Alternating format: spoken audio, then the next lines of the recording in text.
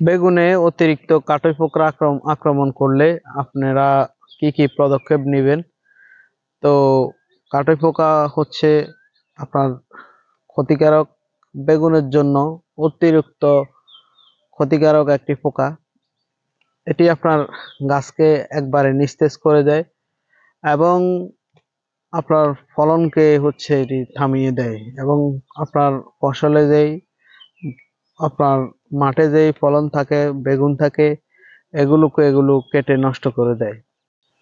এই পোকার এই পোকার আক্রমণ থেকে রক্ষা পেতে হলে অবশ্যই আপনাকে প্রথমত যে পদক্ষেপগুলো নিতে হবে তার মাঝে অন্যতম হচ্ছে আপনার যেই পাতাগুলোকে পোকে আক্রমণ করেছে সেগুলোকে আপনার ছেড়ে ফেলতে হবে এবং তার পরবর্তীতে হচ্ছে আপনাকে একটি ছত্রাকনাশক এবং একটি হচ্ছে কীটনাশক আপনাকে স্প্রে করতে হবে।